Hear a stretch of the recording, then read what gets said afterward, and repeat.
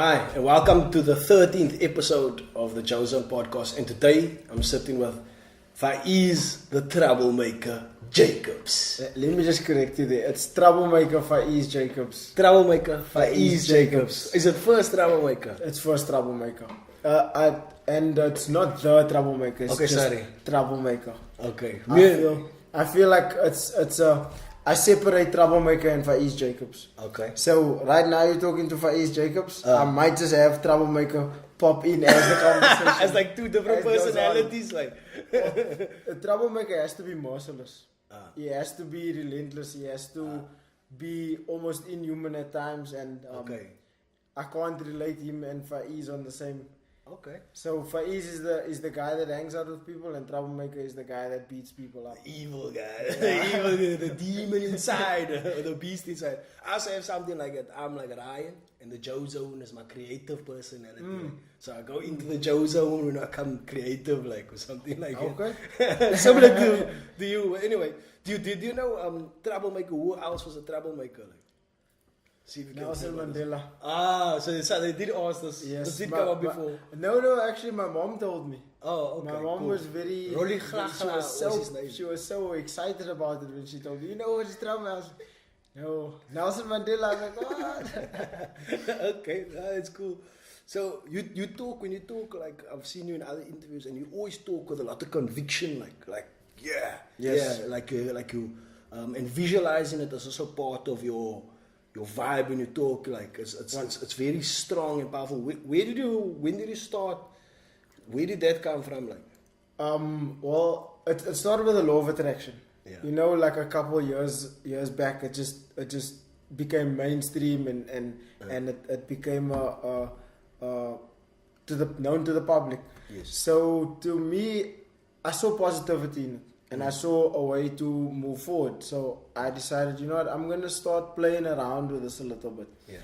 And martial arts taught me from the perspective of understanding that you can understand something in more than one way. Yes.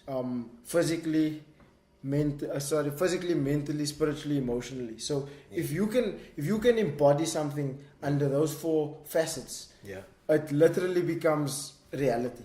Okay. So it's as if you make reality, and I was all for creating my own destiny. Yeah.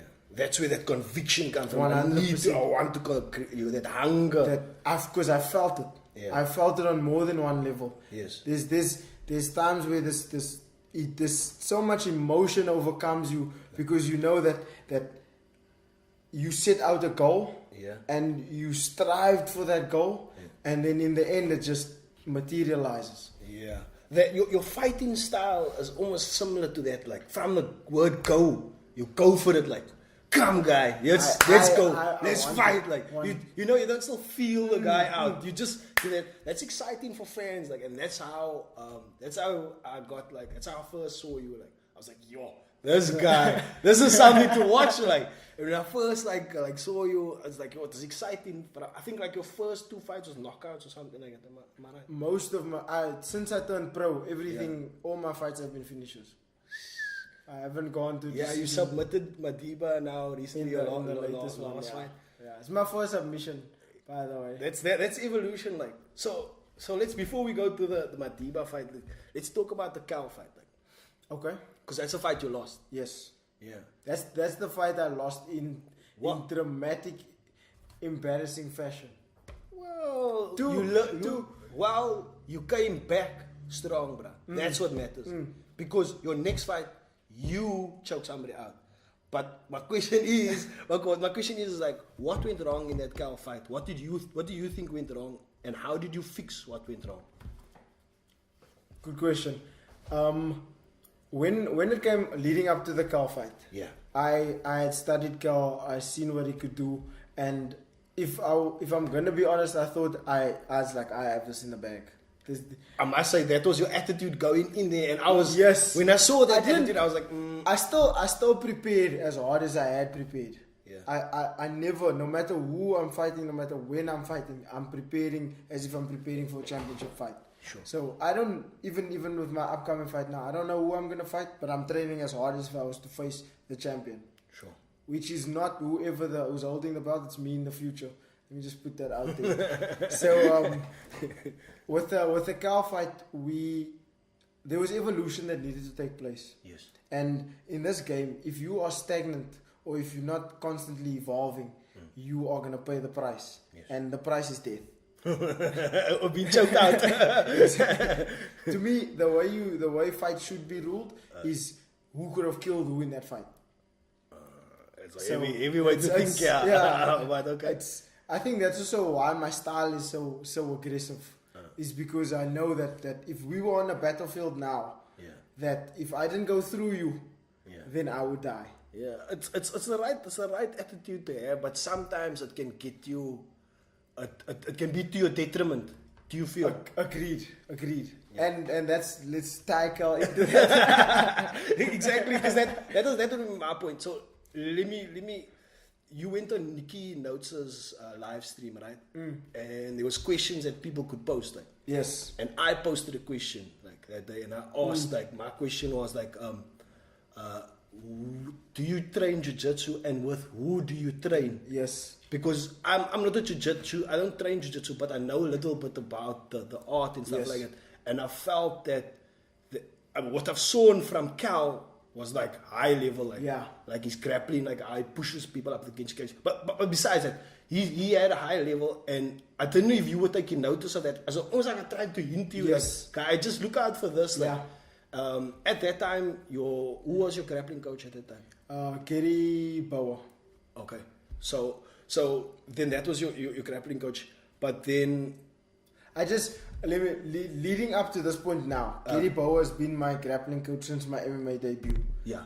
Gary Bauer, I had an MMA fight. Sure. Gary Bauer told me a week before the fight, we had 2 sessions of jiu-jitsu before I had my first MMA fight. And since then, till the Tumisang fight, Gary Bauer has been my jiu-jitsu coach. Unfortunately, he moved to Germany now. Mm-hmm. He had to go back for some family situation that went there, but he's permanently moved. But he took me from nowhere to where I am now. You did an awesome job, because you obviously you went through a curve, like, and you came out of that curve positively. You know what I mean, with a recent fight. I also what I felt was my jiu-jitsu I was overconfident, man. Yeah. Let's boil it down to let's give it facts. There we go. I like where we're going here. I like this. I'm a very honest person with myself and with everybody, and I can admit to myself when I've made a mistake, whether it's a mistake that comes from ego, or a mistake that comes from anger, or whatever was going through me at that time. I can dissect it and figure it out. Go. So what happened was this: he had me in a guillotine. Yeah. I felt that guillotine. Yeah. But I could feel that I had a strength advantage. Yeah. I was physically stronger than he was. Yeah. When he wanted to move me, it was hard for him to move me. When I wanted to move him, I could place his body where I wanted to. Sure. And I think that's where my overconfidence came from. So when he choked me, his arm was around my neck. Yeah. I didn't believe that he could choke me.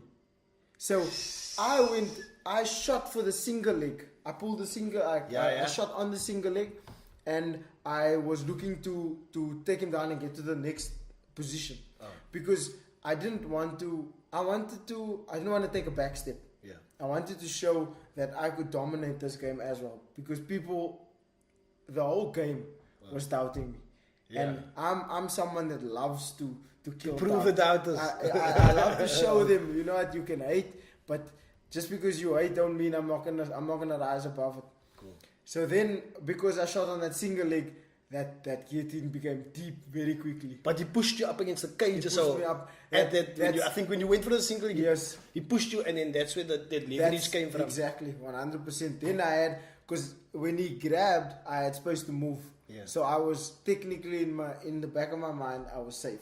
Yeah. And then when he got it tight and I stuck against the cage, I was like, oh no. And then they were like 15 seconds. I heard my corner shout 15 seconds. And as far as I knew, both my hands was in here. The next thing I know, I'm waking up, I'm seeing this dude run across the cage celebrating, and I'm like, oh no. And I just knew what happened. I put the pieces together. So then you came back after the Cal fight, right? And you came back stronger. So what did you do? What did you do after the Cal fight? Because after Cal tapped you out, like you said, you felt embarrassed and like So what did you do? Because you obviously learned from that. What did you do to progress? Okay, the first thing I did was I ate a masala steak. Then I felt a little bit about myself. Okay. So then from there on, we said to just go. This Aiden needed more time. Yes. He just had more experience than me in something that I had less experience in. So if, for example, if he had to be striking with me, it would have been a similar setup. Yeah. So we said, you know what, it boils down to hours. He's got more hours. Yes. So I need to evolve now. So we went and we found, my coach actually told me, you know what, look, I found you a wrestling gym. Yeah. The Monday. Then awesome. The Thursday I started wrestling. Where's the wrestling gym? The wrestling gym is in Durbanville. It's far. It's called Olympians. Okay. And you saw I want my son to start wrestling. Wrestling is it's hardcore. It really is. Cause I think it's good for little boys, like, because my son got a lot of energy, man. I think it's good for him to like burn off his energy. Like. In terms of toughening you up, wrestlers are very physically tough. They have because there's a lot of grit and grime and there's a lot of physical exertion. Yeah. In jiu-jitsu, there's lots of resting times. In wrestling, because the goal is to just pick someone up and slam them on the floor, there's not a lot of time for resting. So you literally on your feet trying to slam someone down and pin them down. Yes. And that's it. There's no submissions, nothing. So so when I went to wrestling for the first couple times, in Durbanville. In Durbanville, yeah, I got thrown through the air. I got manhandled by a guy that was probably like the size of where my. These guys are way less than you. Less than me, but they like. They're what like, do they like? They're like 50s or like 60s? I think some of them are like. There's one guy that looks like he's 50 odd. And he's just like this small titan. It's as if everything in him is just solid. You can't, he's so low on the floor that he can shoot on your ankles. I kid you not, I shot a takedown on this guy. And as I shot the takedown, he shot a takedown under my takedown. I kid you. I couldn't even believe it. No, my wrestling stance is down, like very low. And the moment he pulled back a little bit and I saw just a little glance of his hips, I shot. And when I shot, he just dropped his weight. It's as if he was a centimeter lower, he would have hit his face into the floor. That's how low he shot. Okay, and so wrestling, what else? So then my base became stronger. So then moving me and controlling me from the top became difficult. Okay. So then I was able to start getting up. I was able to start throwing people, and I was able to start creating scrambles. Is that also how you were easy? It made you almost like easy to take Madiba's back. I think Madiba swung like stupidly, and then you just difficult it was for Madiba to take me to the floor and hold me on the floor. That was my base, because my base was strong. Okay. So when it came time to, and he exhausted himself quickly. I could just feel he was doing stupid. He thought his punches was loaded. He thought too much that I was gonna have too big of a weakness. And when he came face to face and he was like, he wasn't ready for that. He was like, this is a force to move this guy. And I think he ate one of your punches and he something changed in his mind. When we were early in the early exchange, he ate a punch and he was like, fuck, what did I get myself into? He ate 3 punches. Was it 3? He came in, I caught him with a straight left that glanced the top of his head. I just touched him, and then I came with a hook over the top, and the hook caught him on the top by the temple, and I saw the look in his face, desperation. He's like, if I don't move now, this fight's not gonna last very long. Yeah, because he did that. He did that spinning back? Was it with you? No. Was it the most recent one. Okay, then I'm getting confused. But he's doing reckless things but anyway, that's besides the point. Yeah, I think that's part of his style, but it does get you in trouble. That's not good. Like there's like you have this aggression. I won't call it recklessness. You have aggression, but it's sometimes maybe not calculated, and sometimes very calculated. That foot against that bra's chin, that was calculated. That was calculated aggression. That was good, like you know. So yeah. So you also done some jiu-jitsu work, like yes. So then we started to also. So that was the wrestling side of it. Yeah. Then we started doing jiu-jitsu also. So I was training jiu-jitsu probably 2-3 times a week. Okay. Then once that happened, I was training jiu-jitsu 4 times a week. I trained 6 times a week. Okay. Every week, 6 times, 6 days a week, not 6 times, 6 days a week. Sometimes twice, sometimes thrice. 2 days and so on. Yeah. Okay. So then we started to do jiu-jitsu 4 days a week, and we started to mix that with MMA flow. Okay. So because I was just so just like the mix that with MMA flow, you mean like doing jiu-jitsu and adding punches, like so almost like ground and pound, and then submissions, and then defending off your back and being on top, walking against the cage, walking off the cage, how to get yourself out, because that is different. That is different to just doing either just jiu-jitsu or either just training boxing. Yes. Mixing it up as more MMA. It's a huge difference. I actually enjoy grappling with punches because it makes a big difference. Yeah. It makes a huge difference because a lot of becomes more real exactly in the fight. 100%. Because a lot of the grappling positions you're vulnerable because you're looking for submissions with your legs and oftentimes you just flat on your back. And MMA is not a game where you can do that, man. Yeah. MMA, if they punch you in the face and they catch you with a good one, you seeing stars, and then comes a and then they can take you down, something like that. So you need to be ready for that. That's cool, man. Yeah. So now recently your gym has joined the Gracie Bara. With the Gracie Baras. Yes. Awesome. Are you training with him? Yes. There's Jacques is the guy. Yeah. Jacques is a black belt in jiu-jitsu and judo. Yeah. So it's just like there's another level that takes place there, and a lot of those guys are a lot bigger. So even my physical body heavier than heavier has been forced to adapt. So I've grown sideways in a big way because I've just been in a place where I know that when I started, I was being ragdolled, and now I'm getting ragdolled less. So that's progression. So that's development. Yeah. So I know that as long as I'm in a situation where I'm not comfortable, then I'm in the perfect situation where I'm being put into difficult situations and I'm being tapped 5-6 times per roll, and I know that the less that becomes, the more I start to figure things out, the better it is for me. And already my positioning, my understanding, the steps of jiu-jitsu. Because I had started jiu-jitsu literally a week before my MMA debut, I was very inexperienced, even as a pro. As a pro... So you were basically taking a chance, going in there like... I've always done it. I fought kickboxing once. The next fight I fought for the belt. I fought 2 more fights. Then I fought for the pro belt. Yeah. So I've jumped huge leaps, but it's because I've always believed in myself. Yeah, and you're taking risks. That's good. Calculated risks. Well, and it's forced me. No matter what, I've always had to rise to the occasion, and because I've had to rise to the occasion time after time, I've taken huge leaps. So I've taken big experience leaps quickly because I know that in this time I need to go from where I am now to the level of facing this person.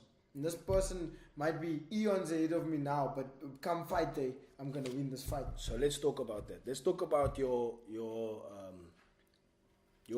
weight category, which is bantamweight. Bantamweight. Right? So is JP buys the champion at the moment? Yeah. Okay. And Cal and Biko was fighting for interim. Oh, they're fighting for interim. Okay. Yes. And then they will probably fight JP Buys. Yes, the winner. So you are not far off them. how do you see this playing out? How you're gonna obviously try to make a run for this title. 100%. How is it gonna play out? If Cal wins the fight, right? He fights JP Buys, right? Yes. Then I probably end up fighting the loser, which will probably be Biko or whoever loses the fight. Okay. I don't mind. I think you can beat Cal. I do think so. I think you can beat Cal, but you need to. No, I can. At the level I am now, at the level that Madiba fight showed just a glimpse, just a small little bit of my development. There's the huge leaps that I've taken from Cal's time to now. I think you're significantly stronger than Cal, and your striking might be on par a bit better. His ground game might be like better, but I think your aggression and your strength, you can take him. You can take him. There is ways to solve the code. Like you just need to solve the right or solve for X in the right way. If Cal and I was to start in the same position with him pushing me against my back against the fence, you say he'll know what to do. I would probably either tap him or I would get back to the center and he'd be forced to strike with me. I didn't know ways of getting myself to a position where it was neutral again. Yeah. So I would constantly go, you attack, I attack, you attack, I attack. But because I understand the steps of jiu-jitsu, the rules, you go from survival to defense to control to finish. To attack. Yeah. So you go from survival to control, to defend, to improve, to control, to finish. Okay. So I wasn't following those steps. I'd go from survival to try and finish. Okay. So now I feel like I've got such an understanding, and because I've been doing wrestling and jiu-jitsu, my game has jumped in a big way because I've been forced to learn two things that are similar but